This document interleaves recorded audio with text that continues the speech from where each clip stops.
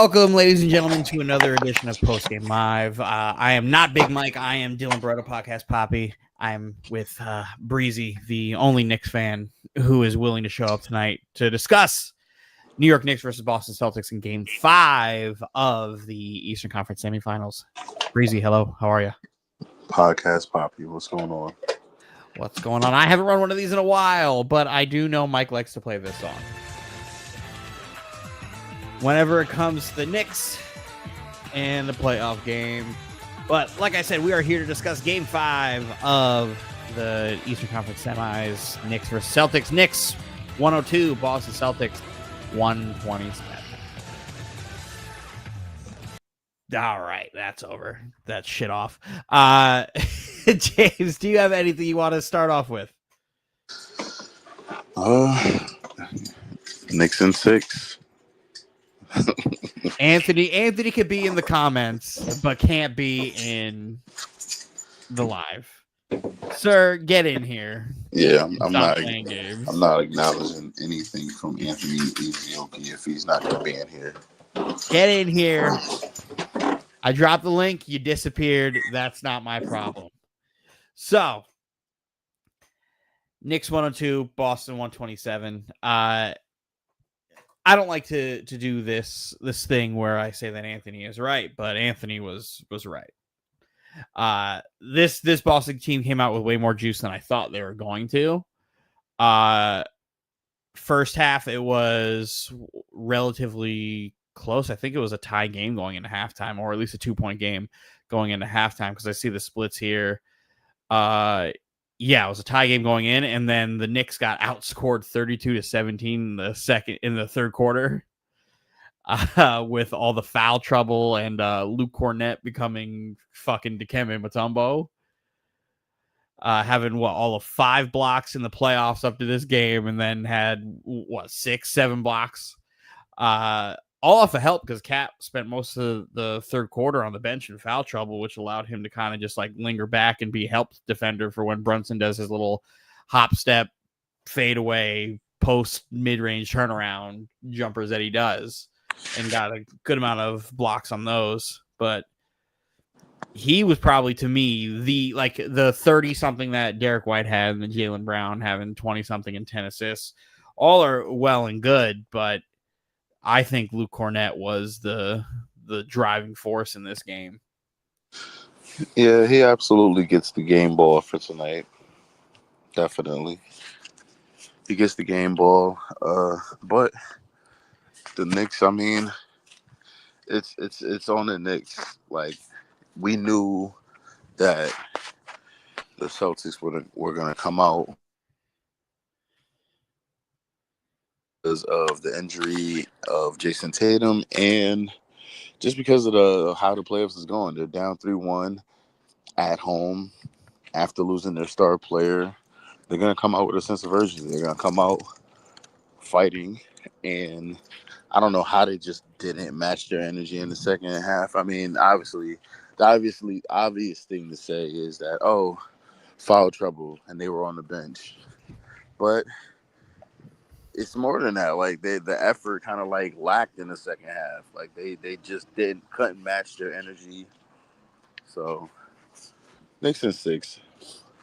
There was a point in this game. I think it was the fourth quarter. I think it was maybe 8 minutes left in the fourth quarter where there was a drive and dump off into the dunker spot to Drew Holiday, and he's here, ladies and gentlemen.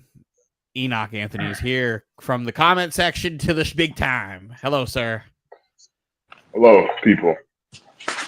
So there was a play where the ball got dumped off to Drew Holiday, and Mitchell Robinson is right under the rim watching this happen, and then he could have easily sent that shit into the fucking 10th row, and he just let it go.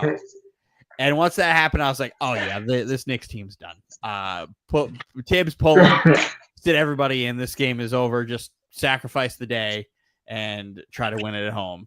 And he then proceeded to let the team play for another fucking 7 minutes. Yeah. Not put the bench in until like a minute 56 seconds left. I would never understand that with Tibbs. Like, no, I don't think. 7 minutes is too early, in my opinion. I think like maybe around the 4 or 5 minute mark. The 5 minute mark, you do it, but from the like the 5 minute mark, from where from when Robinson just kind of let Drew Holiday just get a clean dunk off or a clean layup off. For you to wait 7 minutes before taking guys out, like once Brunson fouled out, that's realistically when he probably should have pulled everybody. Yeah, I mean, it is what it is. It's just at that point, like I get the pride aspect of it, but then you're in the position where you get to live another day. This wasn't do or die for you in the sense of like you can afford to lose this game, where Boston is literally their back is against the wall. They have to play like this every game now. Fucking Cat, bro. And after that play, they literally put Cat in the pick and roll, and he didn't want to stay with the switch. He just kept giving the switch up, which led to that quote unquote miscommunication between him and Brunson in that play. Oh, because they were both avoiding the foul. Huh? They were both avoiding the foul on that three at the top of the key. But it's like, all right, it is what it is. We're down fucking 20. Play defense. Play defense with your feet, not your hands. Like Cat even when we're not in foul trouble, he still does that shit. Even when he's not in foul trouble, he still be doing that. It's not like he was Brunson, where Brunson literally couldn't afford to do it. He had another one to give before he was in his last one at that point. But he also kept letting the backdoor play happen over and over. It's so frustrating. Like fucking commit to defense, please. Would you just commit to defense? Like you just won't commit to defense. These two teams play is so frustrating. Like I can't imagine being a Knicks or a Celtics fan because the Celtics are they play so much bad basketball sometimes that like it gets overshadowed because they just make tough shots and they never play to how the game needs to be played in the context. But we'll always find a way to shoot the three because it's open because you guys give a million threes. But it's like if they drive and the way Peyton Pritchard was just commanding the offense in this game, where he was literally just driving and kicking because he was able to just get by the first defender and just look for the corner, is like, oh, okay, easy. You could get as many open threes as you want because they're just letting him in. And they just don't. And then Jaylen Brown, 3 games ago, was like, oh, I don't think there's anybody in the NBA who drives better than me. Motherfucker, drive to the hoop then. We saw today that you were very successful, but the other games you were not. However, that man still needs to work on his left hand because that shit's still atrocious. That first half, watching him try to run in transition, get down in his chair to try to hit the crossover, the ball goes his left hand, it's now behind him, and he loses all momentum where he had the lane. Now it's just like, well, what are we doing? Come on, JB. Be better. Fucking Cat, man. 2 possessions in a row. Now, I got to give credit where credit's due. Jaylen Brown did buckle OG's knees 2 possessions in a row with a snatchback. But the only reason why he does that is because he has no faith in anybody being behind him to challenge if a person gets by. Mm-hmm. So he's challenging the drive, and when Jaylen Brown snatches back, he's so committed to the drive that he has to stop on a dime, about to tear his goddamn MCL. Again, it's wild. I'm not going to blame the fact that Tatum played all game to his Achilles, or that if these guys kept playing in that game, that they would have torn their Achilles. But being down 20 in a game where your guys aren't giving you effort, Tibbs, just pull them. Just minimize the risk of something stupid like this happening in the big moments, so you don't end up like the team did last year, where the wheels just fell off. He just doesn't do it. He's never learned his lesson from the Derrick Rose injury, and he continues to do the same shit year after year. No matter what team or what crop of players he has, he's gonna play them to the very last moment possible. Like, bro, we're down 20 points and it's 3 minutes left. Take these guys out. No, you want to play them until 1 minute and 50 seconds. It's not like it was you're And if it's down a minute 20 50 and seconds, you might as well just let them play. it's not like you're down 20 and you're playing competitive basketball and you're playing defense and you're making them miss and you're getting buckets. It's you're down 20, they're still hitting their shots even after you're hitting a 2, they're hitting a 3. You're not guarding them. You're just letting them do whatever they want. Like, that's not the effort you want out of you guys. At that point, it's like, all right, you guys get the fuck out. Sit down. I'll never understand that shit. We've seen coaches at a higher caliber. Not saying that he's not a great coach, but we've seen Steve Kerr take the entire Golden State Warriors starting lineup out because they weren't showing effort and the game is over with like 5 minutes or 6 minutes left. Like, all right, sit y'all asses down. The way I see it, I guess it kind of goes back to the conversation we had the other day where we were like, oh, if a player's hurt, what are the expectations for it? And I was the one who was like, hey, if they're not playing, well, they're hurt, sit them, see what else you can get. Is it really going to hurt sitting the guys at 5 minutes and you put this group of bench guys in, and if they go on a run, they go on a run? Like, it's not going to kill you. Like, you're already sitting there at the point where, like, well, we're not playing competitive basketball. Let's put these guys in who might give some juice to something. So, I don't know. I think I know your bench isn't very good, but they would have given you maybe a little bit of a, hey, something happy to end this game, seeing how we're not losing by fucking 20. It's not even that. You're not looking for something like that. The game is over. The game's over, but then you still want to, as a coach, you still want to try to find some type of silver lining. Because then you get to see, like, and these are the moments where you get to see, like, the Landry Shamits try to do something to see. I was happy to see him out there, by the way. 2 of campaign's 5 minutes to get Landry Shamit out there to make 1 free throw. And it's like, oh, this guy played hard. Fine, we'll take half of campaign's minutes, put him somewhere else, and see if in 2.5 minutes he could score 40. The whole time I saw Landry Shamit in the game, I was like, okay, Anthony's happy. He did nothing, but Anthony's happy.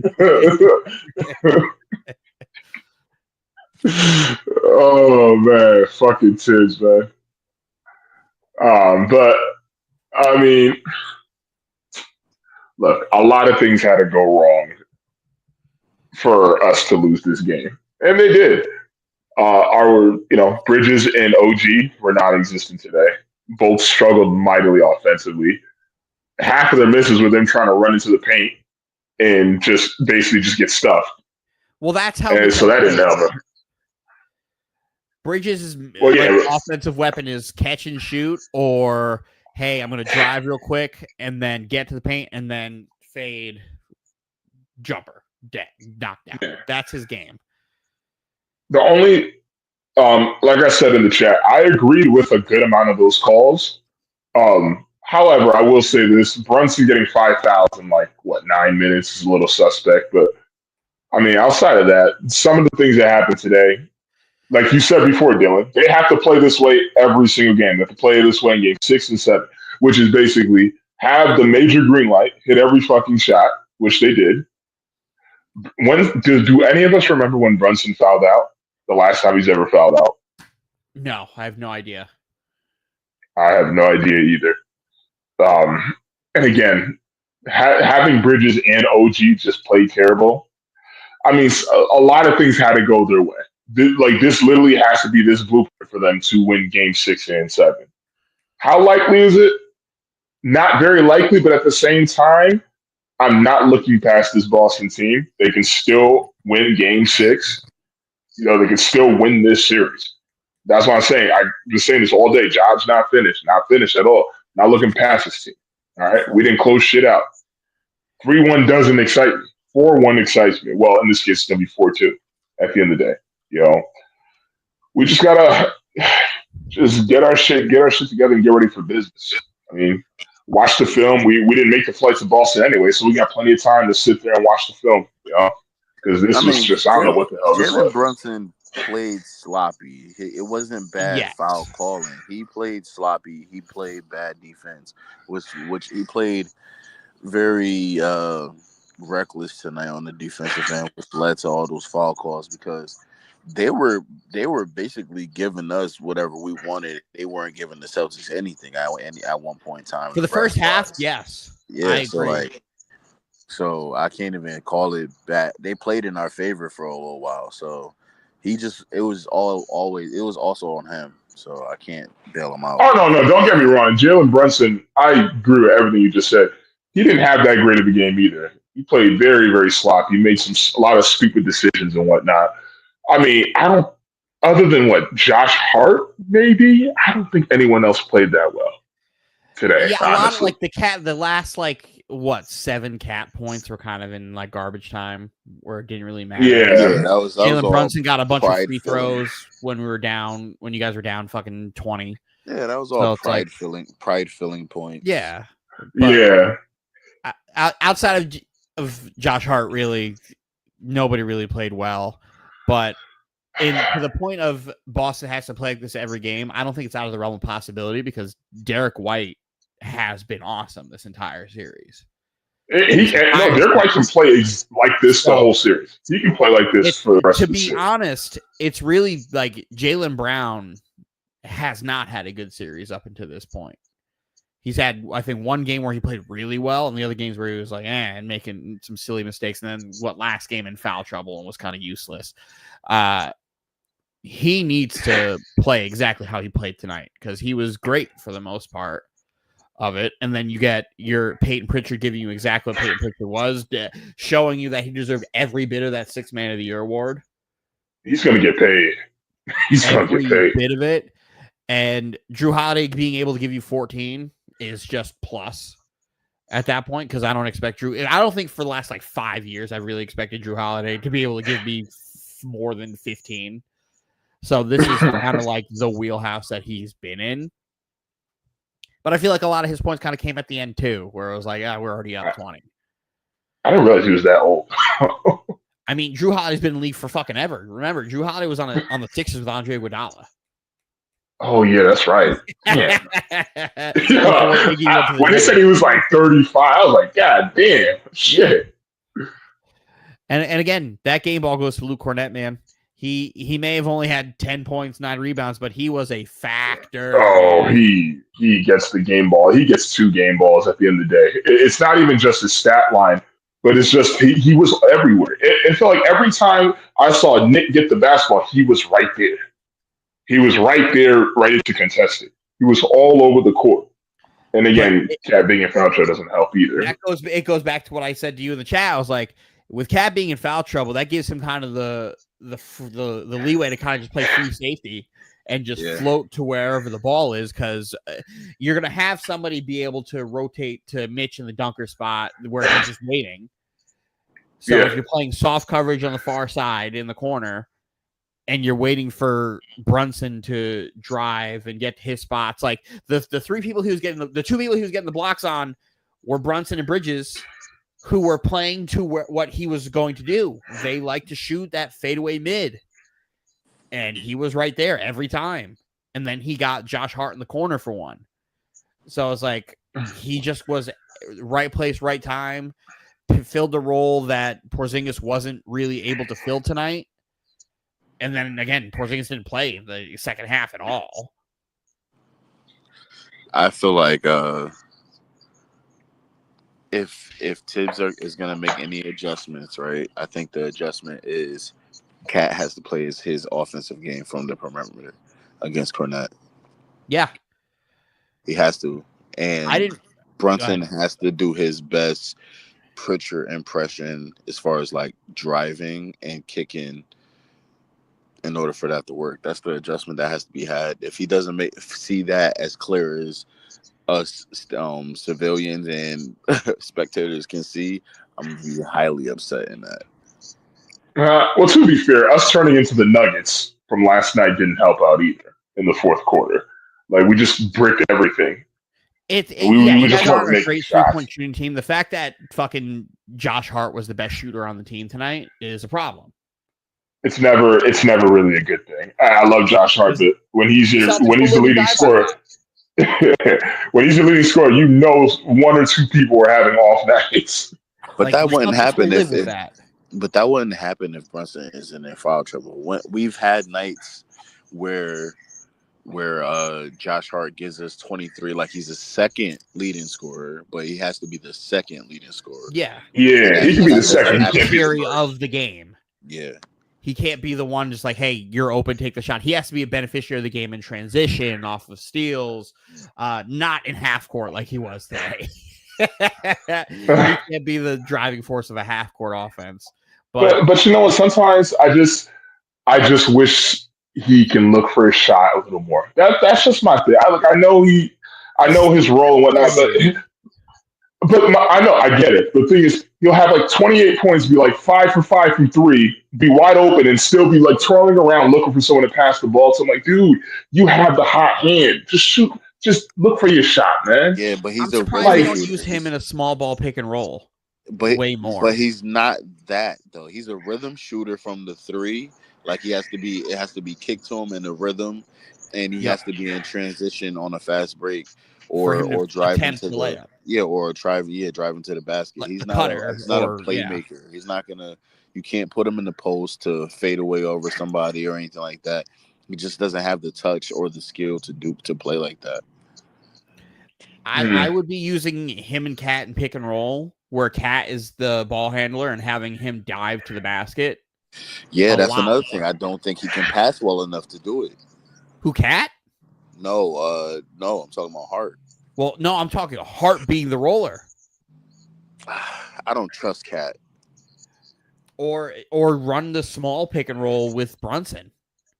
I say Brunson, because the player, like you guys, I know Mike hates this. You got to use him like these teams used Bruce Brown in half court. Because really, half court, all Josh Hart does is stand in the corner or like cut back door. The last person they're expecting to take these shots or be aggressive is Hart. Mm-hmm. But you got to find ways to get him the ball where people aren't paying attention to him because they're not. So if he's diving the basket, you could pull Porzingis and Horford out or get them in the pick and roll where Josh Hart could be the guy. Oh, it's just like transition. I'm right at the basket with the ball in my hand. I'm there. You're creating these extra opportunities for these guys. Then he becomes okay, we have to worry where Josh Hart is at all times. And then that opens up the game for OG in the corner. Where what? If I'm not mistaken, OG is one of the best corner 3-point shooters in basketball. Yeah. Yep. That's playmaking. The Knicks, they rarely run plays. They run like 2 or 3 plays a quarter. Everything else is freestyle. And the rest is Brunson and Prey. Yeah, everything's freestyle. Brunson and Prey, and then I didn't realize how few threes Cat was getting in this series until they broke it down that Cat was 2 for 12.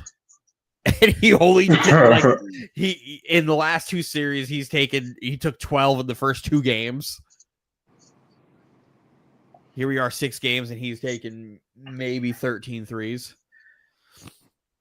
So they're doing a great job of keeping that shit on lock because they know Cat doesn't want to play in the post. Mm-hmm. Which is so infuriating, man. Which is crazy because game 2, he played very well in the post. Yes, he did. You know, like it's like I hate when like this goes back to me and Dylan talking about position or what's the thing we were saying? The skill player. Yeah. Like the actual just the defensive specialist or something like that, or going to a play over and over and over again until they stop it, like or until you miss a million times. Like go to the paint and make them adjust, and if they can adjust, then it's just Cat posting up undersized players, and that's what we're gonna do until they figure it out and they adjust. And like I don't understand why they just don't do that. We don't get players that do that anymore. I remember when Jordan would just like post and fade away all game on a smaller defender until they figure something out or until they send the double. Like you gotta figure. Listen, there's a point in this game where Al Horford realized that he had fucking Brunson on him, and or Josh Hart on him. He goes, "Oh, easy. I'm just gonna back him down. And then, okay, hook shot."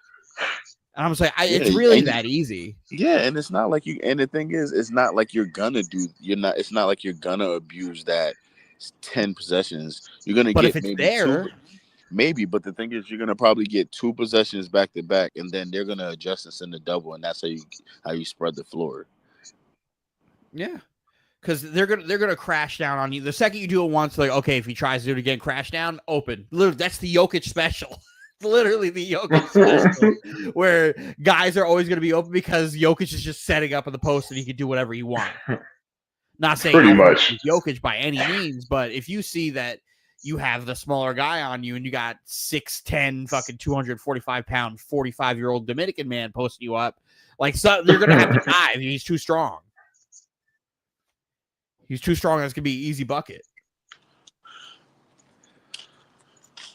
So My thing is, we're going to Game 6, and they lose their star player, and we're sitting here trying to make adjustments on how to beat this team. Like, what the fuck is going on here? that's why it's like thank you for saying that. Are in a dark place. Thank you for saying that. Please say that one more time. All of the air kind of got sucked out where it's like, oh man, the Knicks are about to just win this series. But then the 2 ways that Boston have won games in the series by a billion, and all of a sudden, like, it just becomes a massive insecurity. like my thing is, I can even somewhat live with a close loss. I can somewhat even live with that. I can sit here and be like, oh, okay, this was the Jason Tatum motivational game. They had a little extra oomph in their step. They beat us by 5 points. All right, we'll pack them up in game six. This is just a blowout. Just got obliterated. This isn't just like a one-off, and this is like, hey, they got the juice again. Well, the thing is, some parts of this of what happened today are not one-offs. Like, Derek White can absolutely play like this for the rest of the series. That's not a one-off. Lou Cornett getting like 7 blocks. That's a one-off. Jalen Brunson getting 5 fouls in 9 minutes. That's a one-off. And those are 2 pretty big things. That's why I'm not as worried, per se. You know, again, both OG and Mikal Bridges having bad shooting nights. I'm not going to say it's a one-off, but it's very uncommon at the end of the day. Jaylen Brown, not a one-off. Because, again, when Tatum is not there, Jaylen Brown has shown he can step up at the end of the day. So there are some things that can be consistent. A very big moment. What was that? He did it in a very big moment tonight. He needed to be there because, again, yeah, really hasn't had a good series to this point. So for him to be like, hey, I'm here, like, we still have a chance. It's kind of what not just Celtics fans and the team needed, like people like me needed, because it's like, man, he's really not playing well. Like, I have to, I keep saying in the context in which this series is being played, because that shit matters. So it really helps to remind people like me who are watching the game in the moment and who aren't who like, I'm rooting for the Celtics because I hate y'all, but like, I'm really just enjoying the series for the basketball portion of it. So like, I'm trying to just keep it in mind. I was like, the flow of the game is the flow of the game, and these are the things that are happening. And James and JB hasn't been playing good or great to his standards. Today is one of those games where he did.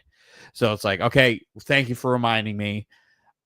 I now am a little bit of a believer that this can continue. However, if you guys lose game 6, that's a very scary predicament to be in. A very scary predicament to be in, because if you guys join that like one of 9 teams to blow a 3-1 lead club, that is a fucking wild place to be. Oh, listen, I'm going to say this right now on live in front of the 23 people watching us. I'm not showing up to that post-game live. Yeah, you can stamp that shit too. I don't give a fuck. I don't care. You ain't seeing me on that post-game live. Oh my God, Kuminga. If that happens, I'm buying a Kane mask and I'm just scorched earth, fire and brimstone. It's gonna be a bad place. Now, I'm not going to speak this into the world because, like, I hate you guys, right? I hate you guys. I don't want to see your teams win. But if it's very hard not to like this Knicks team, especially me being a very big Jalen Brunson fan. So, like, I would like to see this happen if it does, in spite of my hatred for you three motherfuckers. But let's say Boston does that thing where they force Game 7 and you guys blow a 3-1 lead. Is Tibbs fired? You know, I was going to ask James that question earlier. Oh yeah, yes, because they did it without Tatum too. On top of that, I think he'd be fired. Because I feel like there's going to be the people who are going to be like, yeah, but he was just up 3-1, blah, blah, blah. You were just up 3-1, but then you also lost the series. Yeah. To lose 3 straight without Jason Tatum, that would cost him his job. That would be Tibbs being the Doc Rivers disciple that he is very much so. Like, that's still very much so in play. But listen, I'll be mad as hell if it went to a Game 7. Even if we won that, I'll be mad as hell if it took us Game 7. Because as of right now, Indy's sleeping. Indy's resting. And they already have, tomorrow, Friday, we're playing on Friday, so that's more rest for Indiana. What would be a Game 7? Sunday, Monday, something like that? I think would be Monday. I hope it's not Monday. Game 7 would be Monday. So Game 6 it's like a fucking Friday. That'll be a whole week off for it. So then when would a game, like, let's say Game 7's done, when would Game 1 be of the Eastern Conference Finals? I believe that would be Wednesday or Thursday, right?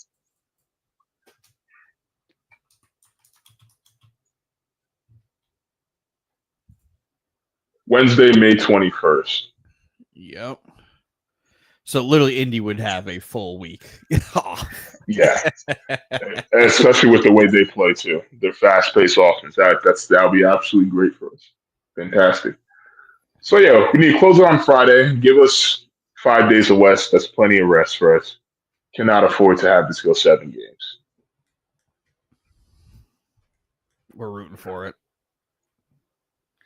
I'm rooting for it. I want to see more of this series. I'm cool with this. The best part about watching anything is when your team's not in it and you can just enjoy basketball.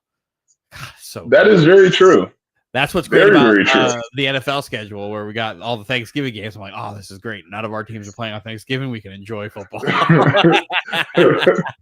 And not eat a fucking turkey like while your team's getting slaughtered by in 3 touchdowns. So good. So I can't wait to enjoy Thanksgiving and Black Friday this year. Because we don't got they did us dirty. We don't have a single fucking Sunday night football game. They gave the Giants one. They gave the how many primetime games you guys got? 3. We have 2 Monday night games and a Thursday night. I think, which is 3. Yeah, we have 3. Were you saying 5? That was the rumor. 5? Why the fuck would you guys have 5 primetime games? Ashton Genty effect, man. No, why the fuck would you have fucking 5 primetime games? The Smith made you guys get a fucking 5 primetime games. At least one Sunday night football game. That's foul, man. Nah, they couldn't give us at least one. I'm good on that. None of us deserve a Sunday night football game. None of us deserve one. God, let me take a look. I gotta go back on all these fucking messages. Because I think what the Jets have the fucking Patriots on Thursday night football, like we always do. We have the fucking London game, which y'all don't have the Titans this year. We're tired of beating that ass like a drum.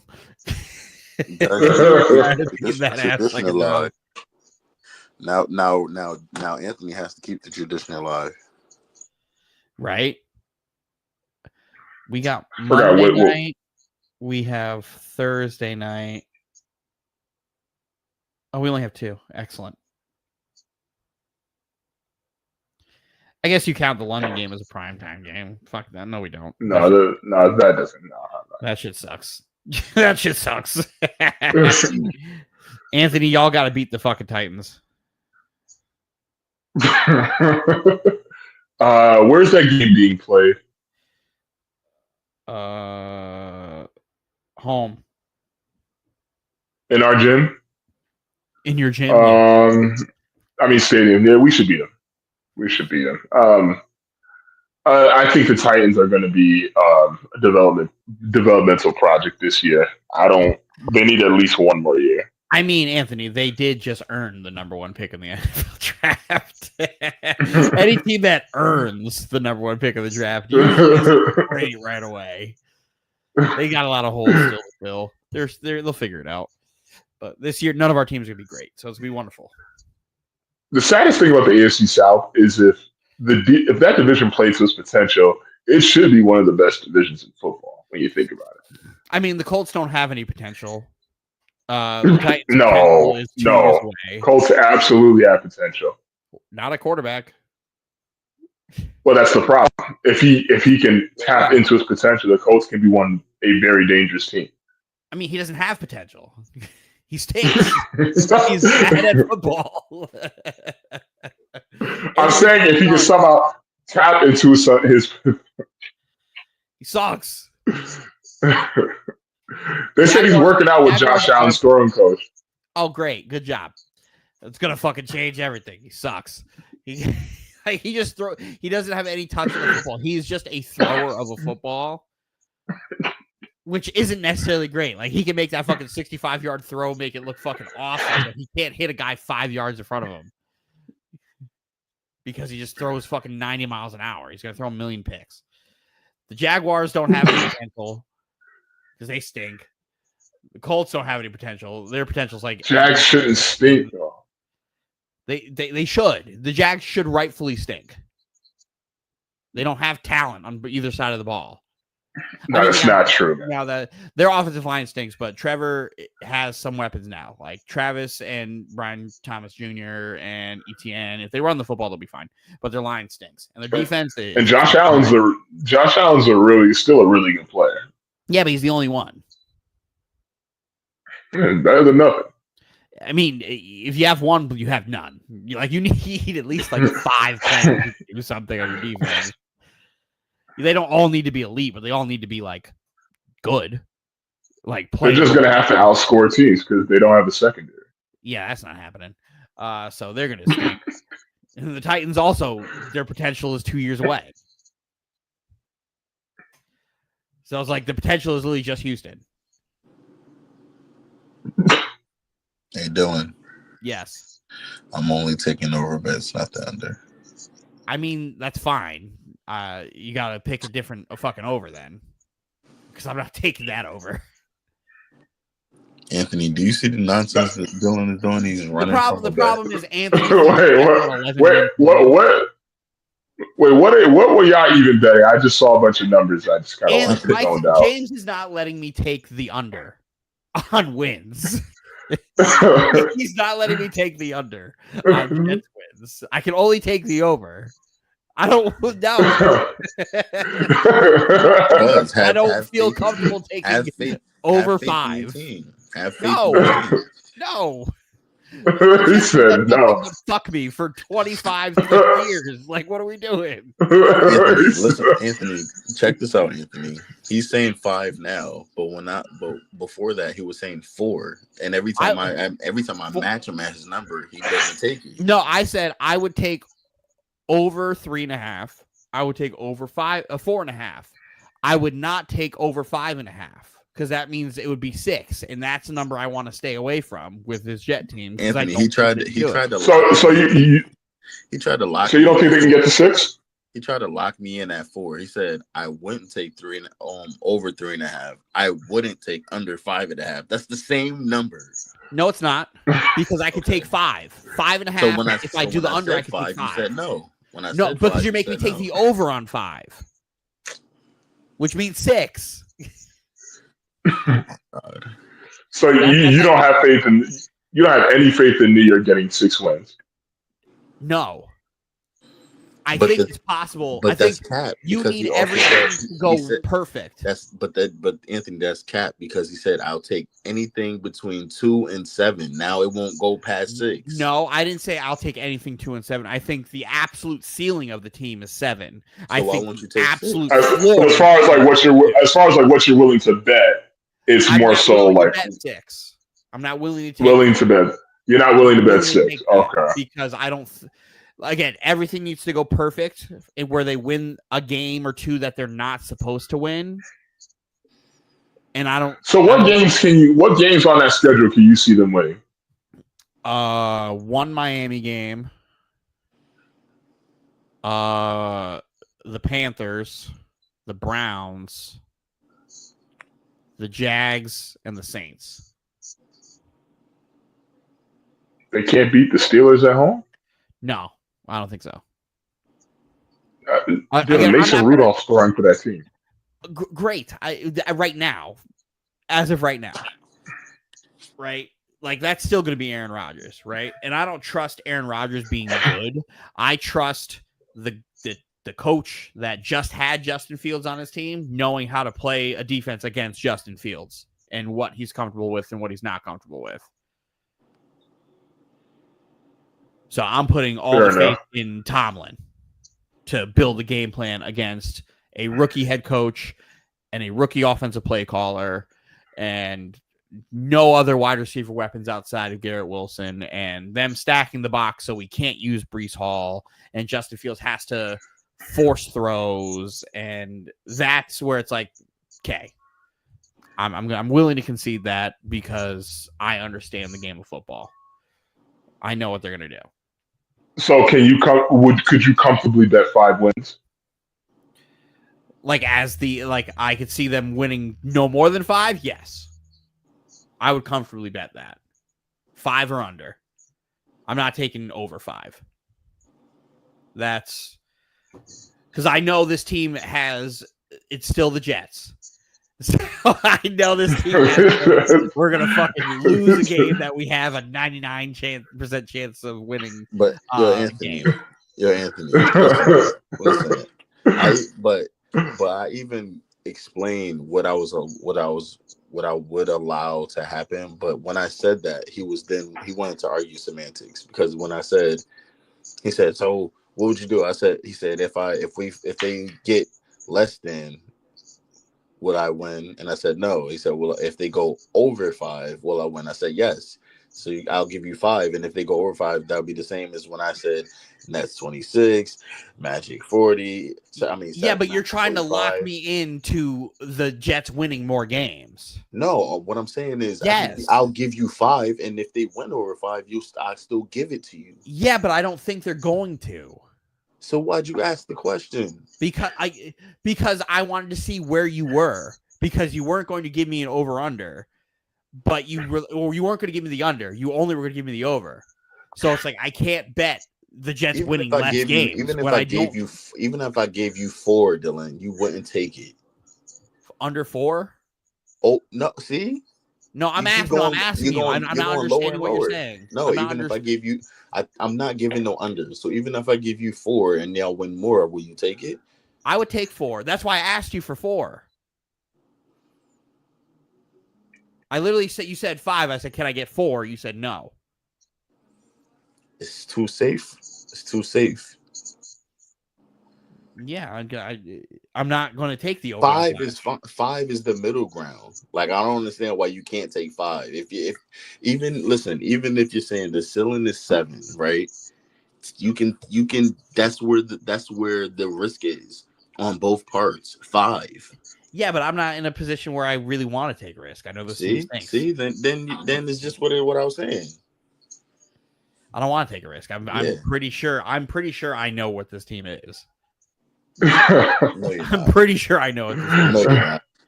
No, you're not, because you already contradicted that when Mike pointed it out.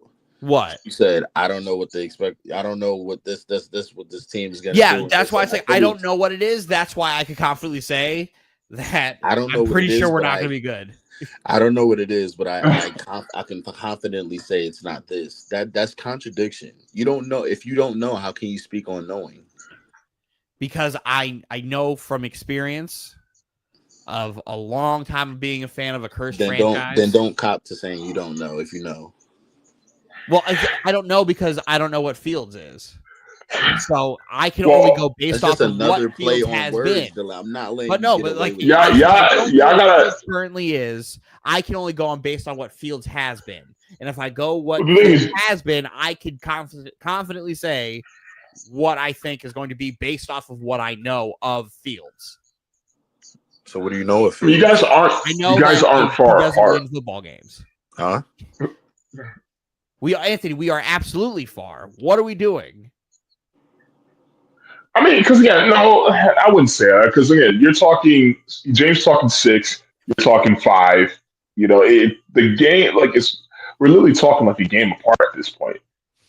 Yeah, I don't feel comfortable doing that because I know the Jets are the Jets. He won't take the risk. He wants to be. No.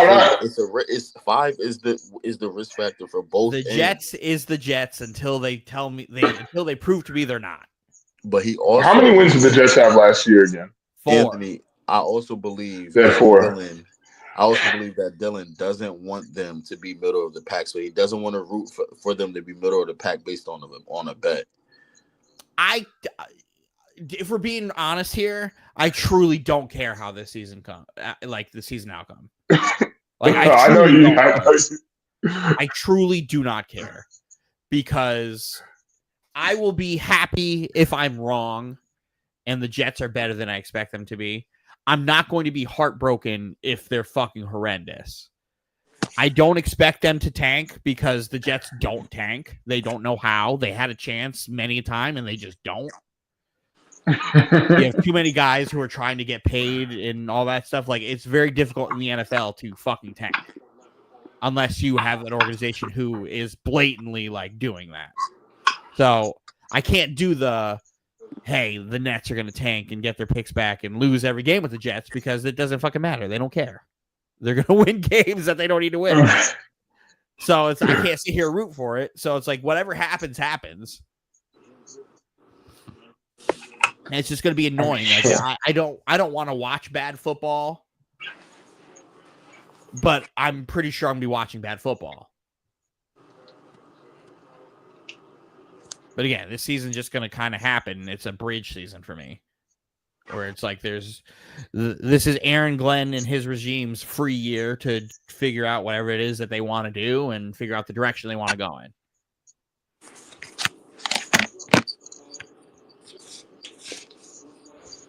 If you say so. I'm numb. I've been hurt too many times. If you say why don't y'all try a different kind of bet? In reality, Anthony, this was your bet. I'm just taking up for you. I tried to take Anthony. I offered Anthony a wheel spin at the 11 games. I said I will take that. I didn't see that in the chat. I said wheel spin because I promise you they don't win 11. Promise you they don't win 11. That would require Justin Fields becoming fucking Lamar Jackson. No. For the Jets to win 11, absolutely. I think you really devalue your team, and I might be overvaluing them, which I probably am. But I do think they're a lot better than what you say they are. No. And again, I'm also very high on Justin Fields too as well. So it's like, again, chemistry does matter. He did play with Garrett Wilson back in college. You know that means that does help. It does, but you guys have good running backs. You guys you drafted a good tight end. You still have a good number 1 receiver in Garrett Wilson. Like, who else? I think you guys can get doubled. Huh? He gonna get doubled. So who else? You drafted a good tight end. And then we drafted a wide receiver who also is allergic to catching the ball. So all the Jets are going to do is run. The quarterback's going to run. All the running backs are going to run. There's going to be 11 guys in the box trying to stop the run. It's going to be the worst. I think you guys will have a really good rushing attack this year. I can comfortably say that. I can comfortably say we are going to be a fucking bottom half of the team in rushing Because as much as you hate Justin Fields, he's athletic as fuck and he can definitely run. I understand that. The problem is we're going to be bottom half of the league in rushing because Fields is going to be facing stacked boxes, so the running backs aren't going to be able to get the job done on any situations because they're going to constantly 11 just because I saw this with Zach Wilson. That's how I know this. If you know that your quarterback struggles throwing, they're going to dare you to beat them. And you see how elusive Fields is when they try to run after him. Yeah, the 4-man rush. When somebody's in your fucking face, it's very difficult. That's why it's like I can't trust anything with that because they're going to be like, okay, cool, blitz them.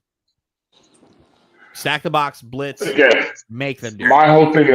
My whole thing is personally, Fields last year in Chicago, especially the latter half of the season, he played really fucking good. And then with the Steelers, there were some rough edges, but he still played well with the Steelers. He was 4-2. And again, some of those touchdowns, those beautiful. That's the problem. I'm talking about Fields. Yeah, like Fields I'm talking about he played okay. And he played one game that was really good. And again, going back to his tenure with the Steelers, he has about 2 or 3 really good touchdown passes that were taken back by just disgustingly bad penalties. Like he showed that he can make good throws. Now he needs to work on it. I definitely will sit here and say he's got to work on his deep ball accuracy because it needs some fine tuning. But other than that, he's got. I mean, I hate saying this word, but he's got the tools. He has absolutely got the tools, man. Tools mean and again, Garrett Wilson's better than fucking what's his face? His name not popping. Yeah, fucking Pickens. Garrett Wilson's better than Pickens, so that helps out better too. Than most wide receivers. But the problem is the quarterbacks have to be able to get him the ball, and that seems to be a problem. Where the guy gets 1,000 yards every year with fucking assholes throwing him the fucking football who fucking stink. And I feel like Wilson's going to have the worst year of his career because he's not going to be able to get the ball. Man, without knowing anything about football, I just feel like the Jets are going to win more than 4 games in spite of Dylan. And I think they are, but I'm not going to be the one to root for the Jets. Which is why I'm trying to get Dylan to root for his own fucking team. He ain't gonna do that. It's kind of an enigma right now. I'm just thinking with my brain. For your team. I'm probably overvaluing them. I'm probably overvaluing them, and he's undervaluing them. So I think the Jets are somewhere in the middle. I will always root for my team, right? Always cheer, and I will also hold them to win 2 games. Way. I'm not rooting for them to win 2 games. Granted, in this quarterback draft, I wouldn't be mad. But I'm not really saying, again, but the Jets wouldn't do that. The Jets have not proven to me in my lifetime that they are willing to say, fuck it, we're just going to fucking stink. We're never. They had a chance. You want to know how I know they'll never do it? Because they had a chance to get Trevor Lawrence. And you know what they did? They beat that fucking Ram team with Aaron Donald and all those boys. And then they went and they beat Cleveland. And then that allowed Jacksonville to get the first pick of the draft. To be fair, I didn't miss out much on Trevor. Let me see. We have 2 quarterbacks on our team from that draft class. We have 2 quarterbacks on our team from that draft class. One guy didn't last 4 years. The other guy didn't last 4 years on his first team. He is now in year 5 on his 3rd team. Meanwhile, one guy got paid and is significantly better than both of them. I could see you guys beating the Saints. Yep. I counted y'all win 1 against Miami. I could see y'all beating the Falcons at home. I don't. Browns at home. Browns we can. No, New England's gonna sweep y'all. Y'all could beat the Panthers at home. That's 5 right there. And I don't nod your head to 5, Dylan. Don't I nod think your head. 5 is the number. 5 then. Any more than 5, no. I said 5. You know what? Because here's the thing, right? I want to say you guys are going to get a Buffalo game because you guys typically do get a Buffalo game. We're not getting Buffalo. You guys typically get a Buffalo game at MetLife. We're not getting. You guys typically. I don't know. Anthony, we're not getting one. Not this year. We're getting swept by New England. We're getting swept by Buffalo. We might get a Miami game. Because this is me looking at it through your lens. Because for me, I still have them at like 10, 11. But just looking at it through your lens, I mean, I knew what you're smoking, my friend. I need some of that. They said the Jets is getting 10, 11 wins. That's what the fuck I'm wanting. Where? I mean, if I'm going to go off of how I look at it personally, every team you just said, I think they're gonna beat the Patriots. So that's 6 right there. They're gonna get one against Buffalo at home. That's 7. I think they're gonna beat Dallas at home. I don't think Dallas is that good. That's 8. I think they. Wait, did we say Jaguars? Yeah. Well, I did. I don't know about you. I think we did. That's 8. I see them beating. Honestly, I'm gonna keep it a buck with you, doing. I see them sweeping Miami. To be honest, I just don't think Miami's a good team. That's 9 for me personally, and then you're not gonna agree with me on this one, but I see them beating Baltimore. Yeah, goodbye. You're talking out your ass. I can see them beating Baltimore. Talking out your ass, sir. Again, you must think Justin Fields is Lamar Jackson. You must. I do not think he's Lamar. The only way that happens is if Justin Fields just turns into Lamar Jackson. That's the only way that happens. The Jets would literally have to score points, which they don't do.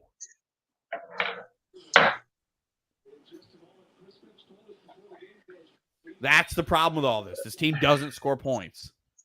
You can't win if you don't score points. So it's either the Jets are holding all of these teams to fucking under 17, or they're scoring fucking 30 points a game. Well, fucking tough cornerback. But yeah, I mean, at the end of the day, you guys have a good defense. Your offense score. Interceptions aren't going to put points on the board all the time. Blame Sauce Gardner all you want. Is he throwing the football? Because he could go get you all the interceptions in the world.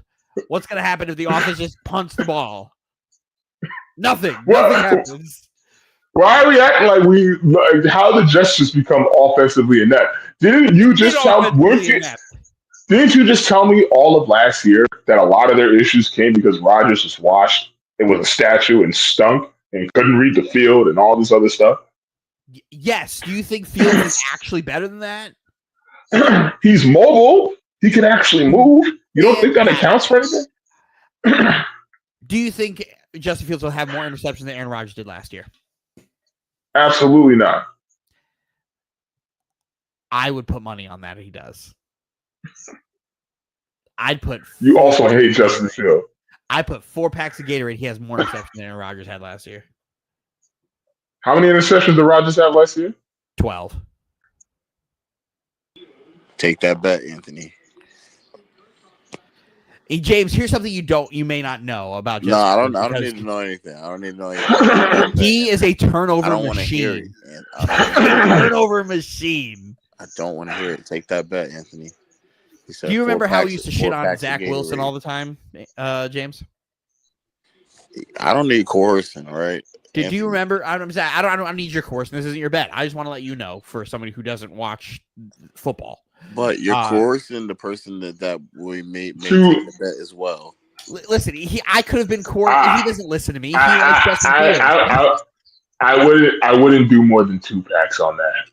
Why not? If you said 15 interceptions, I would have bet 4 packs, but I'm not going to do more than. I wouldn't bet more than. Huh? Over 12. He throws more than 12. Let me get you the exact number. I'll get you the exact number. I believe it's 12, but Julius Randle, holy shit. Oh, what is he doing? I'm sorry, 11. He threw 11 interceptions last year. I do 11 interceptions.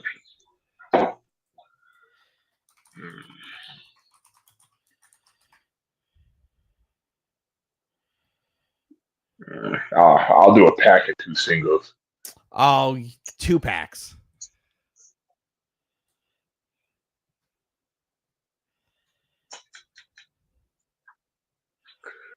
A pack, 2 singles, and some Funyuns. You're spending at this point. You're spending almost the same amount as it would on a fucking 2 pack. Just do the No. packs. Just do the 2 packs. Yeah, you're literally like $3 away from a fucking second. I hate when Anthony Penny pinches. A pack in 2 singles. Like, just do the pack.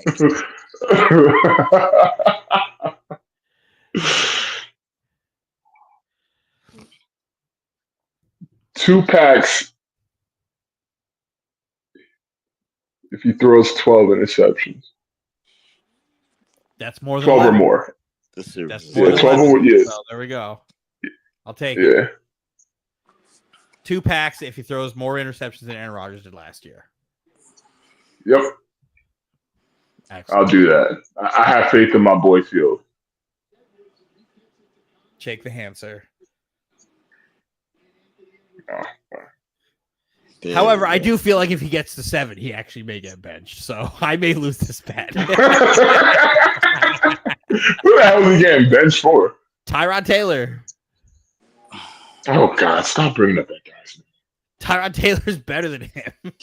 Dylan has some type of affinity for Tyrod Taylor. Tyrod Taylor has never lost a quarterback job on his own merit.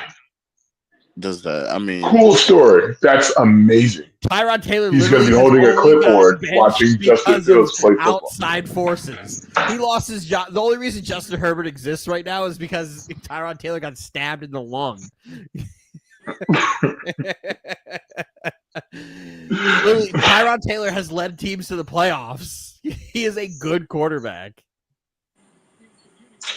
He got benched in fucking Houston because they fired the coach for trying to tank. That got them CJ Stroud. Like, Tyrod's good. Tyrod is a good quarterback. Not like this unbelievable quarterback, but if you need a bridge guy, there you go. That's your bridge guy. If you have a team, he can win you like 9 games.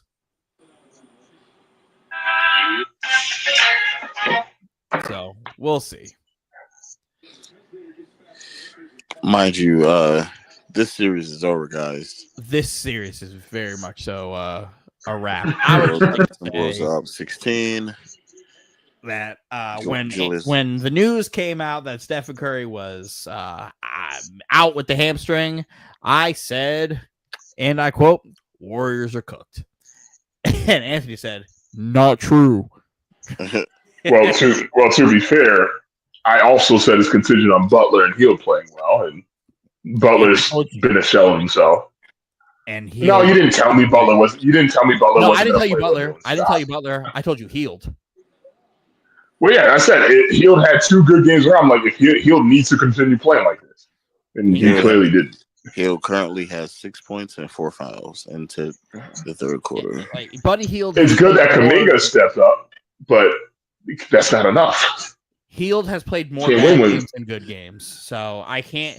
At that point, the Hield good games are the outlier in the situation where it's like, yeah, I don't really know if this could continue. My thing is, what the fuck happened to playoff Jimmy? It's a fabrication. I don't think he's fully healthy either. Yeah, I don't know. He's also like older. This team is not. I mean, it's the names that people kind of like prided on. This team is not that good. Oh, the role players on this team are fucking bad. Yeah, they're terrible. Once they got Jimmy, they were just like, "Oh, they might win the championship." I'm like, no, but they did get like much better than they were. Yeah, but it's not like they got KD. Is that by me saying much better? Is that just more so a testament to how bad they were? Because they were not a good basketball team. They were what? They were like the 11th or 10th seed during while that trade went on, right? Yeah, they were the 10th seed. They were also beating a lot of teams who were injured or missing players during their run too, as well. They need to retool. Like if they run back this core, which they will, they need to get younger. I don't even think you need to get younger because their role players are all young. They just need better players. They need better role players. So, like, if you're going to run back the Steph, Draymond, Jimmy, you need to find better talent than you have. So I don't know how they can find it without trading a Draymond to like use that contract to go and get better guys, because there's really not a ton of value on trading Podziemski and these fucking losers on the team. Like Kuminga will get them value because Kuminga will get them value. It's just a matter of add up to what Kuminga could do if Steve Kerr played him. That's all it would do. Or do you? I don't think Steve Kerr really understands how to make Kuminga effective with Steph on the court. They need to play him like an action player, like he is. I feel like Steve Kerr wants just a 3-and-D guy. He wants a better Buddy Hield. Fire Steve Kerr, man. Fucking fire. Buddy Hield can't be on this team next year. That clears up some money to fucking get better players. It's just too inconsistent.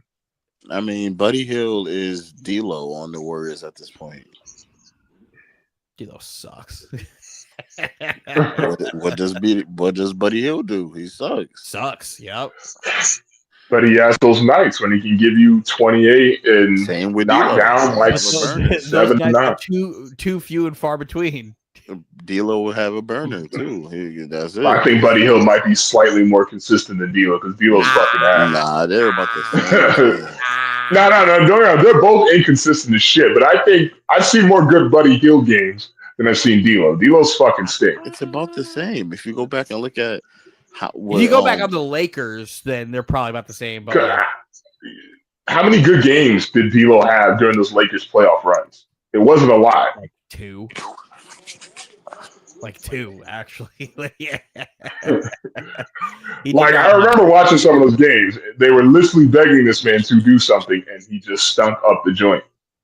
Almost every single game. I mean, they shouldn't have got rid of Dennis Schroeder because he was having the better games when they were on the same team. Yep. But hey, what the fuck do I know? Listen, if I'm Golden State, I'm trying to call. Like, what's up with Boston? What's Boston doing with these guys? Who can I try to steal? Well, you got Porzingis who never plays, or you got the spray and pray of trying to see if they could get LeBron James to opt out and sign a small deal. Who the Warriors? So they get even older. Narrative forever. I mean, you get older, but that's literally just a 1 year. Like, we're gonna run it back for one last time because Steph's on his way out soon. Jimmy is absolutely on his way out soon. LeBron is on his way out. You just go and you put a bunch of vets together who are smart enough to be like, hey, let's get this done and see what we can do. Because they've been trying to put LeBron and Steph on the same team for fucking 6 years now. They did say it was no guarantee that LeBron would return to LA. I don't think he is going to. I think he's going to opt out. I've said it the last couple of shows. I think LeBron's opting out. Yo. To think that, all these players on the outs, right? Who fills these voids?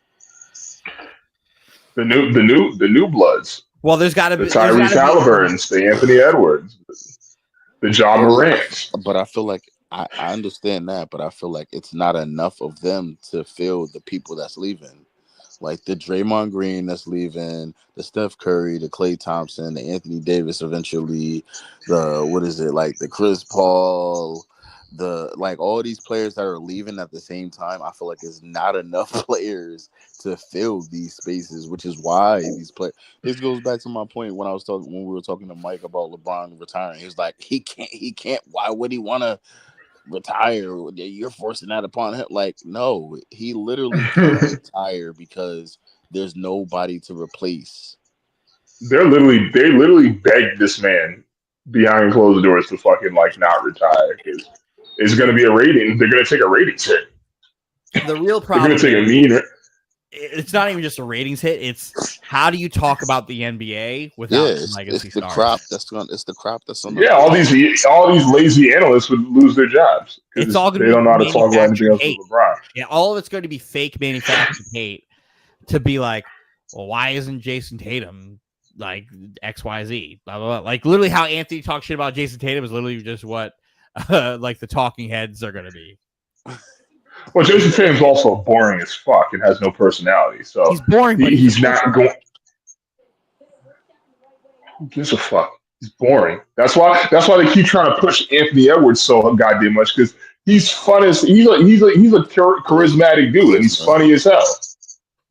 And he can ball. Piece of shit. He's also a piece of shit too. That's what's fucking it up for him is all this off the court stuff.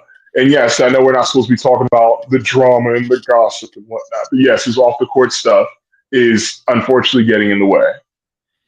Literally, the face of the league is going to be Giannis, and the league is going to hate that because they don't. Julius Randle. The league is going to hate having a fucking non-American be the fucking face of the league.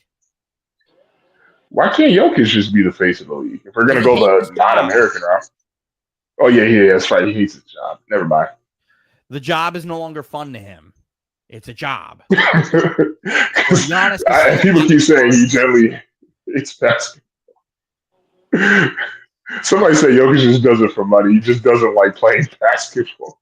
It's not fun for him anymore. I think the most important part about being the face of the league, the most underrated part is you also still kind of have to really enjoy the game. The game can't like sour on you the way it does for some of these guys, especially because my God, Draymond Green just airballed a free throw mid-range shot. Because when you're playing on a team that constantly just goes haywire on you because they fucking can't help you out.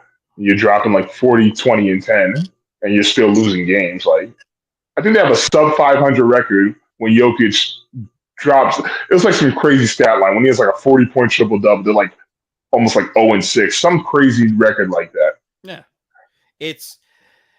you have to still enjoy the game, and I think it comes a point where all it is the NBA now is, well, do you have rings?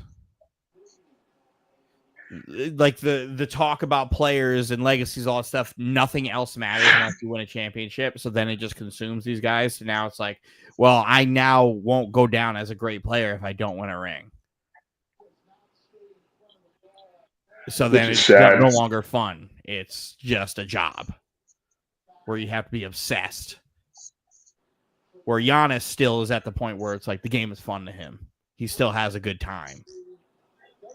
Yeah, he generally enjoys himself. You can tell he really has a fun time, like on and off the court. Like, yeah, he's serious. He wants to win, but he still enjoys just like being out there and whatnot. Yeah, so that's why it's like he'll absolutely be the face until it's time to go. And he's only got, I'm not gonna say he doesn't only has anything. What is he, like fucking 32? No, he just turned 30. Like, okay, so he's 30. He's still got like 5 years of. Yeah, he has a good five years of dominance and being at the forefront before he starts declining. Starts to happen, yeah. So he'll be a good face for a little bit until the next guys. The problem is Zion was supposed to like play basketball. Yeah, hamstring said no. Hamstrings, knees. We need more players like Jared McCain. Yeah. Just more charismatic players. I mean, obviously, he's like the person that that gets their job and they just start working at the job, and everybody's like, eventually you're gonna hate this place too. I don't think there's enough people who are comfortable being them. Mm-hmm. Like Tatum tries to be more than what he is, and he's not. If he really embraced that he's just a boring dude, then I think we'd be thinking differently. But he tries to do too much. I mean, but if he did that, he'd get criticism about trying too hard to be Kawhi Leonard. At least he'll be He should genuine. just be him. He's a boring dude who just has no personality or charisma. I mean, just do that. Push the fact that he's like a family man. Like that is the most marketable thing about him. Yeah, but everybody's a family man in the NBA. All them motherfuckers got kids. They man. are, like, but Giannis is a family man. His wife is pregnant like every 5 minutes. Do you know his name? No. He has like, wait, are you talking about Giannis? Yeah. Well, he has like 4 of them. Do you know any of their names? No. Do you know Jason Tatum's son's name? Deuce and Dylan. Yeah, Deuce. There we go. That's why it's like, you know him. You know his son. His son is everywhere. The marketability with him is just, I'm a great dad. Does he? I don't know. Did he get Ellie Mae pregnant, or are they just dating? I forgot. Someone told me he's having another one on the way. I believe she's pregnant because he has that shoe commercial where it has a new set of sneakers. Oh. Yeah, she had a baby though. Baby Dylan already. I didn't know that. I didn't even know that. I thought you were joking. No. Oh, good okay. Dad Congratulations. Good Dad Tatum. Marketability. They should be doing all the Father's Day ads. All the Father's Day ads with him. And all the NBA players who have the famous kids. I think he's starting to. I mean, I think the on-court stuff is like kind of cringe because he doesn't know how to be himself on court. But he's starting to do more things, like him in the Superman commercial, him and the sunglass commercial, and all that stuff like that. But what about Shai Gilgeous? He's Canadian. And he also has zero personality to him. No, I wouldn't say he has zero personality. I don't think he has any personality. I disagree with that. With the way he be dressing and his style. His style is his personality. His style is his personality, but he's smug. He is smart. He's not like a family-friendly type of person. Like everybody is trying their hardest to be Mambo mentality. That's so inauthentic. This shit sucks. Yeah. Like we get it, but who are you? Yeah, like you can be that on the court, but be yourself. I mean, and I hate to say that, but I'm gonna say it. But be Anthony Edwards. Like just be yourself. Off the court and on the court, be and be on the court. Yeah. He's a dog. Authentically him. The problem is he's too much like himself. If that's a thing, unfortunately. Honestly, the problem. It's like with Dave Chappelle skit when keeping it real goes wrong. Like he just keeps it a little too real. But like that's why people like him. That's why people like him. I think that's bullshit. Because to be honest, what the problem is just that social media exists for Anthony Edwards and it didn't for the last guys. Because Anthony Edwards isn't anything different from what a Dennis Rodman would have been in today's game. Anthony Edwards is a home wrecker, James.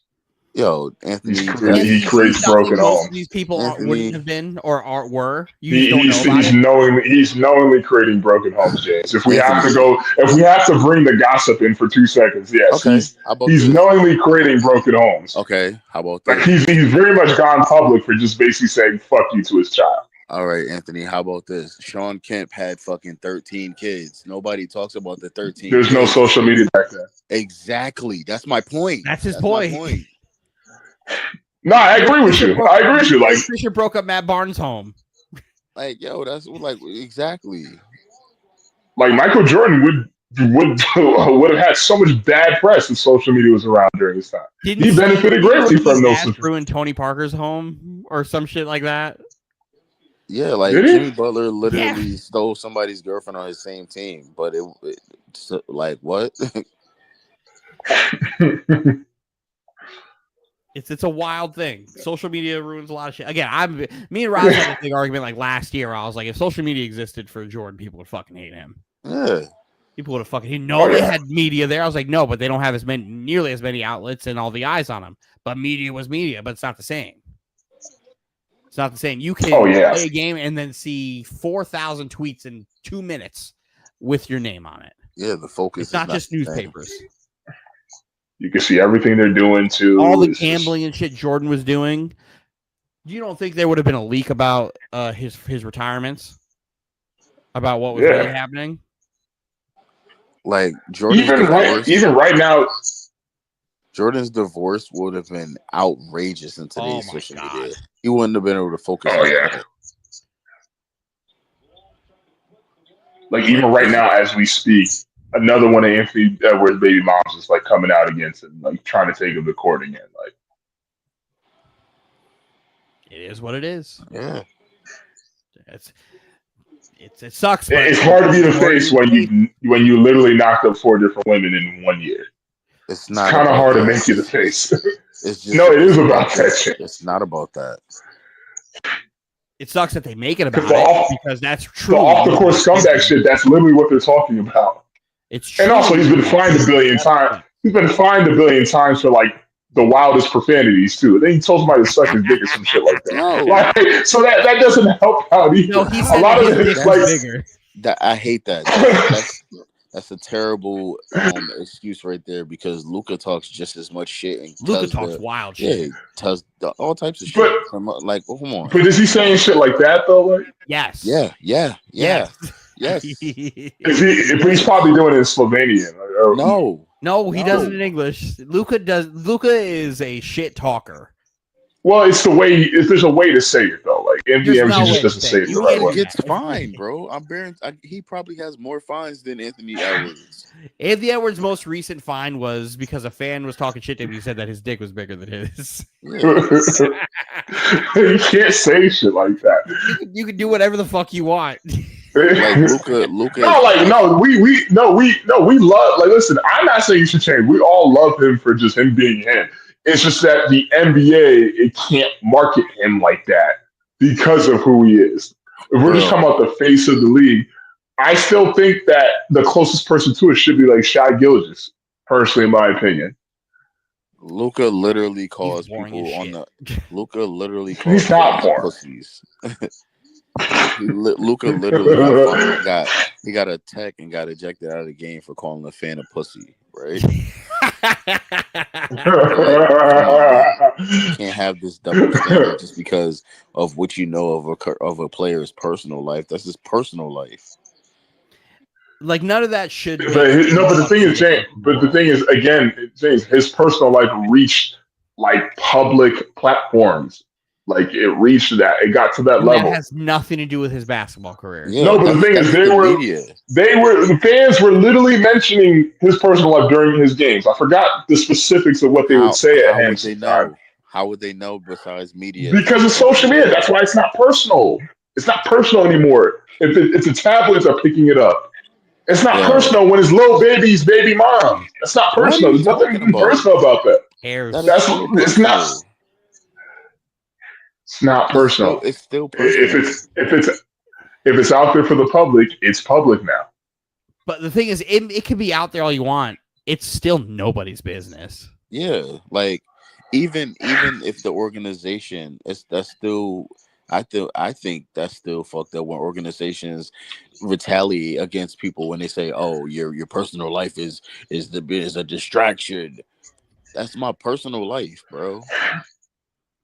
I still kind of disagree with that because a bad personal life can get in the way of your basketball performance. When you have personal shit going on at home that's not sitting well, that can absolutely affect your performance. Man, mind your fucking business about who I sleep in the bed with.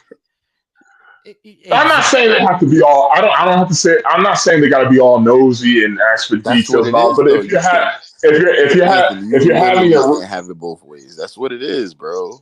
No, but I'm saying like if you're having it rough in your personal life, that can affect your on-court play because your mind may not all the way be there. What do people like Curry and LeBron and Westbrook, what do those type of people all have in common? Some of the greats. They all have relatively stable home lives. They're all married with kids. Giannis, same thing. They all have What does that have to relatively do with stable home anything? lives. What does that have to do with anything? When you have peace at home, you can focus better on basketball. That's not, there is a correlation there. What's affecting Anthony Edwards' basketball game? I'm not saying it's personally affecting his talent or his game, but it's more so affecting his image. Yeah, you can say it's personal, but at the end of the day, it's out there, and they're using that against him.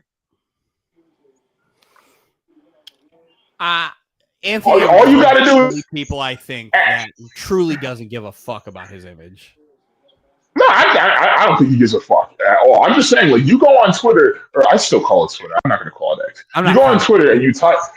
It's not like you have to type in Anthony Edwards 4 baby moms against. No, all you can do is literally type in Anthony Edwards on Twitter, and probably like the third or fourth search is going to be his third baby mom is coming out against him, wants to take him to court for more child support, or wants him to claim his child. Like, that's going to be like the third or fourth link that you see.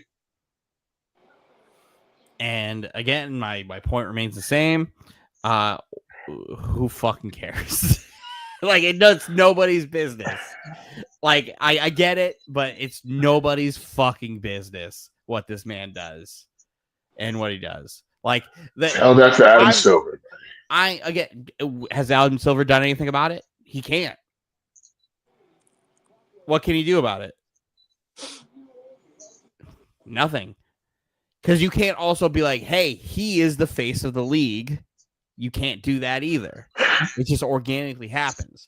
The problem is the NBA may not want somebody else to do it because of their personal life, but whatever happens, happens. If Anthony Edwards becomes the face of the league, Anthony Edwards becomes the face of the league. They have no choice. They could try to tarnish him and put whoever they want everywhere. You can't hide. Like, if something's organic, you can't hide it. No, that I agree with. That's why it's like, if that happens, which I believe it's going to happen, then it really doesn't matter about your fucking personal life. Because you can ask about all you want. He's just going to be like, I'm here to play basketball and not talk about none of that. It has nothing to do with my basketball game. I dropped 30 today. Why are you asking me about this? That's not very basketball-like. And then again, we also have to see if one of these young kids coming in could also be it. Granted, do I think Cooper Flagg is capable of being the face of the NBA? No, I don't. I think he's capable of being a very, really good player, but that kid's got no personality. But again, he's 19. I don't expect him to have a personality yet. They ain't never been outside, man. All they do is play in a million tournaments and play basketball. Exactly. So it's like, who you never know. At least with Zion had something. He still has something. Zion, he's got a lot. He's got it. Zion has it besides like the playing ability. He just doesn't play. That's a pretty big thing. Availability is his only problem because he has everything you want to be the face of the league. He has the ugly outfits. He has the hoop earring. He has the personality. That's the saddest part. He was literally lined up to be that guy, and his hamstring just said, "Nah." Well, so was Ja, and then he started flashing guns all over the place. I doubt that he'll. But that's his personal life, though. But Anthony, I'm surprised you saying that about Zion because you are so hell bent on his personal life. Well, the thing is, Ja was Zion. having personal issues, but it leaked into his basketball life. No, I'm talking about Zion. Well, he said, I'm going back to when I talked to Ja. He goes, well, that's also his personal life. He also brought that into the NBA locker room. Like that, that is true. Okay, yeah, that is true. That is true. The NBA actively had to get involved. If he was just flashing shit on Instagram, he would have gotten a small little slap on the wrist. But the fact that we're looking at NBA being involved, he ruined that himself. Yeah, because now I don't think he can get that back in terms of from a marketing standpoint. I think if he does, it'll be a couple years away because I could. And then his gun gun celebrations. It's like, dude, chill out. Yeah. The only way I think Ja would get into the good graces is if he leaves Memphis and goes to a big market. It's the only way. Because you also need to have the face in a big market. Because I mean, the WNBA, there's like a clear face, but the NBA is like they're just we over here just playing. I don't know what we're just trying to play this puzzle game, trying to figure out like, well, does this person fit? Does that person? Do they have the game, that personality, marketability? It's like we just don't know. The NBA can afford to not have one though, which is also a good thing too as well. Like the league matters. Like I think we. The thing is, if LeBron and Curry and these guys retire, though, can you say they can afford to not have one? I think what will happen is the owners will end up having more power, and it'll start to get closer and closer to what the NFL is.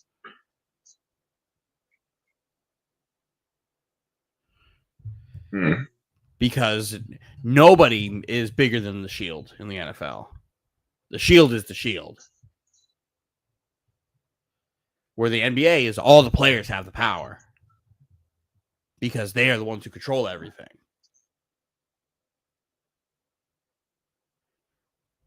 So once the players give that back because they don't have the power and they can be like the ratings are going down and this and nobody really wants to be the face because everything's manufactured and fake right now. What do you got? So the next CBA is probably very interesting because everybody will be gone by that point.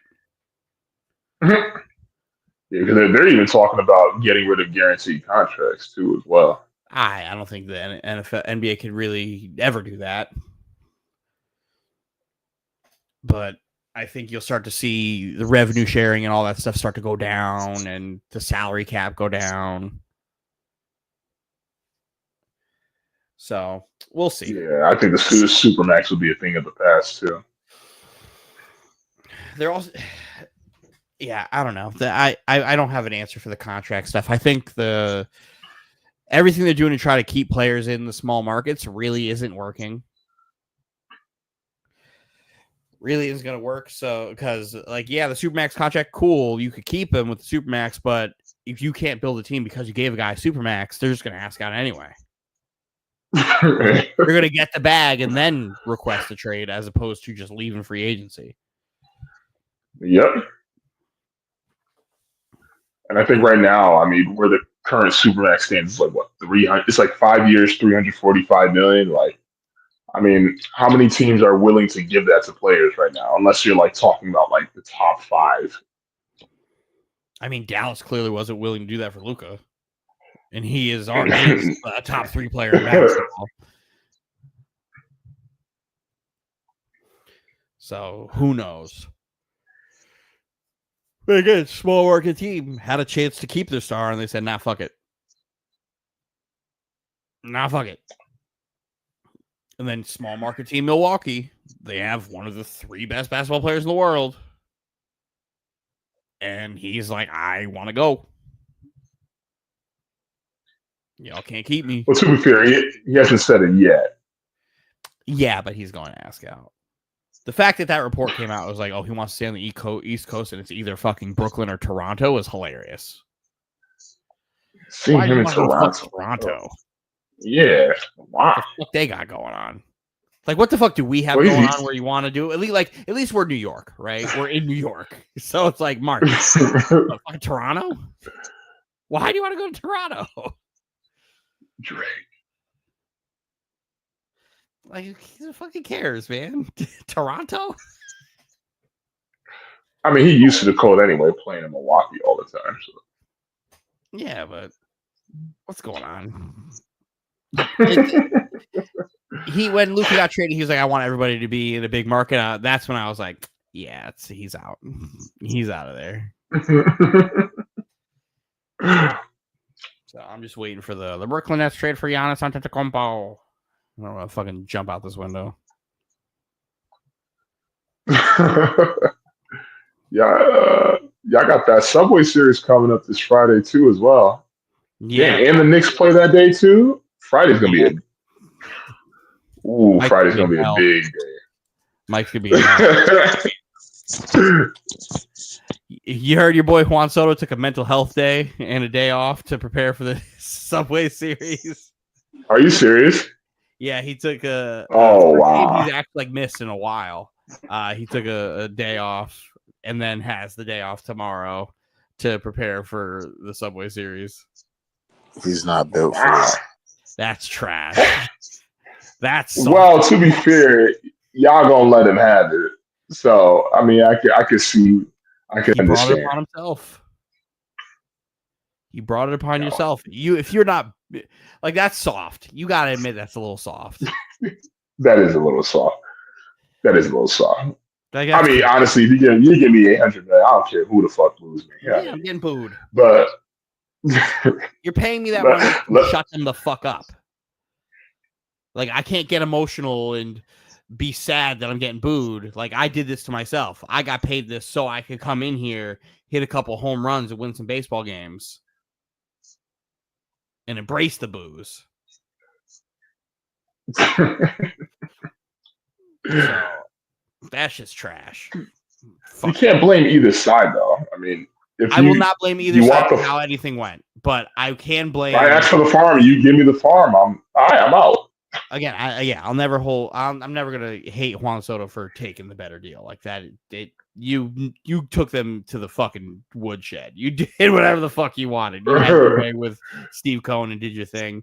But if you're gonna be emotional and be a little bitch about these things, New York is not the place to do it. New York's not the place to do it. Yeah, Juan. Because these motherfuckers, like I said this before, the Yankees pinstripes are heavy. So are the Mets. The Mets pinstripes are also heavy because they are little brother and they've been little brother forever. And they are looking for a reason to be good and to have hype. But they will shit on you so fucking fast. So fast. So that's why it's like a little different. The Yankees usually give the players grace. The Mets fans, it's amazing how people are rewriting Francisco Lindor as a Met because he was fucking hated. He was fucking hated up until halfway through last year.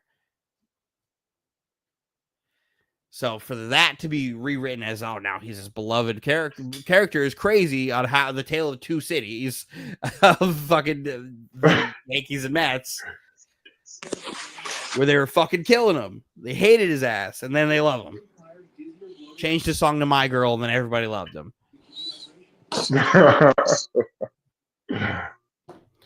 All right.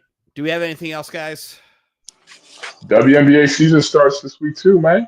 WNBA season starts. We've got Fever and Sky on what, Friday night? Tomorrow night? I think it's not. I think it's Friday too. Let me double check. Oh, Saturday. One of those. I think it's Saturday. The first of 41 nationally televised games for the Fever. Saturday. Yeah. Saturday. So shout out to them. Maybe we'll have another show before then. Actually, we might Friday, depending on how Friday night goes. We'll be back. All right.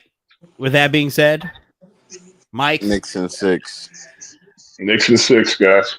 Mike, you're a bitch for not being here. Fuck you. We can blame you for the Knick loss tonight. You know he landed a long time ago. Yup, and he nowhere in the guys, I landed. Didn't he say that his flight was at like 12:45 anyway? What the fuck happened? Guys, I'm safe. I take off. Fuck you, Mike. Yeah. And we're fuck you, Mike. Yep. Fuck you, Mike.